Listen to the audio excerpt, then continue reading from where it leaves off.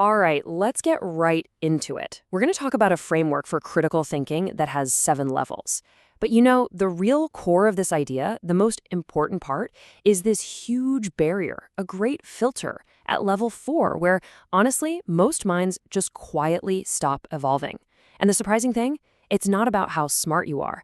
It's about something much, much harder to face. So let me just start by asking you this, and this comes straight from the source material. Have you ever been in an argument and realized, maybe later, that you weren't actually defending the truth? You were just defending, well, yourself, your identity. That specific feeling right there, that's the line between genuine thinking and just performing intelligence. You see, the argument here is really powerful. It's that critical thinking didn't just fade away. Nope. It was replaced by something that looks and sounds really smart, but is actually, and I'm quoting here, mental decay in disguise. It's a performance where being certain feels way more important than being accurate. So I want you to think of this explainer as a kind of mirror. We're going to walk through these levels, and as we do, you can hold that mirror up to yourself and see exactly where your own thinking might be getting a little hijacked. It's a chance to really ask, am I thinking or am I just performing? First up, we're going to look at what's called the descent. Levels 1, 2, and 3. They're this really seductive downward slope. It's a place where your thinking gets faster, you feel more and more certain, and man, it feels good. But at the same time, it's becoming less authentic, more rigid. So these are the first 3 stops on the way down: passive consumption, emotional reaction, and confirmation thinking. Now, each one feels like you're getting more engaged, right? But as you're about to see, they're actually pulling your mind farther and farther away from any kind of real investigation. Everything kicks off right here at level 1, passive consumption.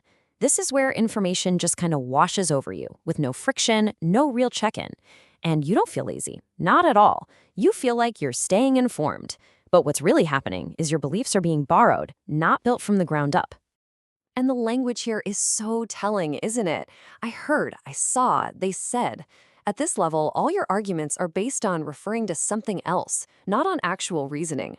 The source makes this great point that the moment certainty takes over from curiosity, your thinking has already started to decay, even if nobody's noticed yet.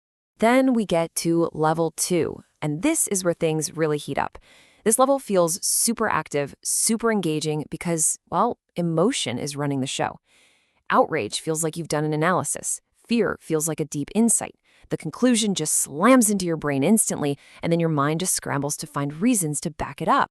And this just nails the core of the problem, doesn't it?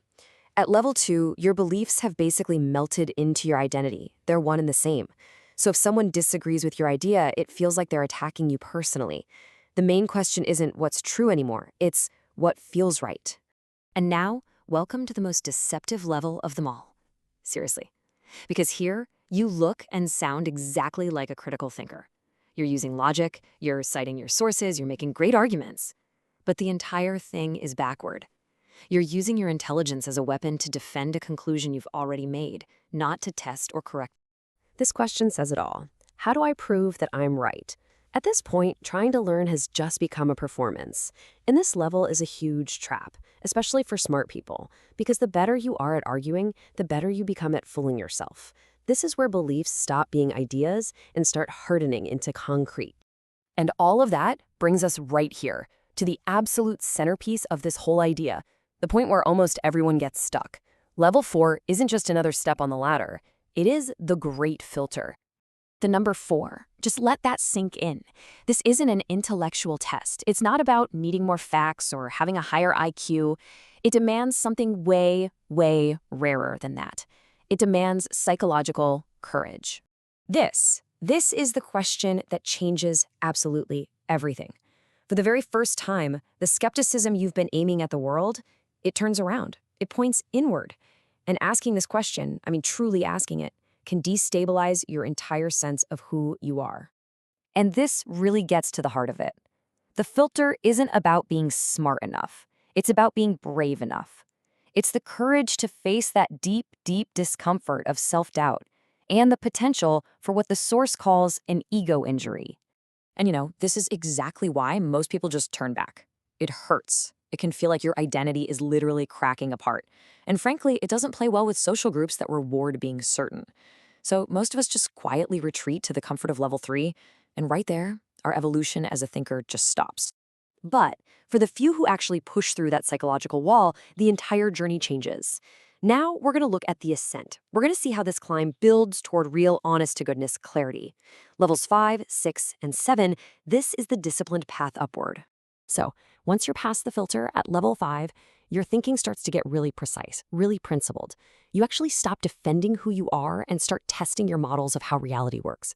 You start separating facts from stories. You learn to manage your emotions. And you actually check your own beliefs to see if they even make sense together. I love this slide because it shows the massive mindset shift. You stop looking for your tribe, asking, who agrees with me? And you start asking a much harder question. What actually holds up when I really examine it? Your confidence is no longer tied to getting a bunch of head nods. Level 6 is all about breaking free from the tyranny of right now.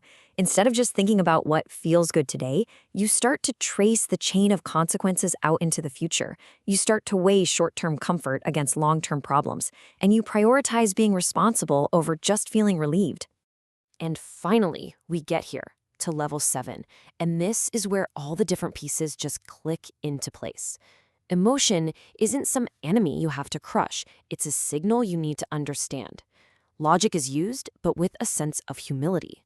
And the result isn't getting stuck, unable to decide. It's this profound sense of balance and restraint. And this just sums it up perfectly. The thinking at this level is just quieter. That need to perform, to sound smart, to win every argument, it just dissolves. You start to understand that not every mistake needs to be corrected. And you know what? Not every truth needs to be shouted from the rooftops. So let's kind of wrap this all up. Real critical thinking is rare, but it's not rare because it's so intellectually hard. It's rare because it's psychologically expensive. It costs you. It demands discomfort. It demands restraint. And it demands the willingness to sometimes stand alone without that warm, cozy blanket of certainty. And so the source leaves us with this final, incredibly powerful question. And notice, it's not asking if critical thinking is dying out there in the world. No, it's a personal question.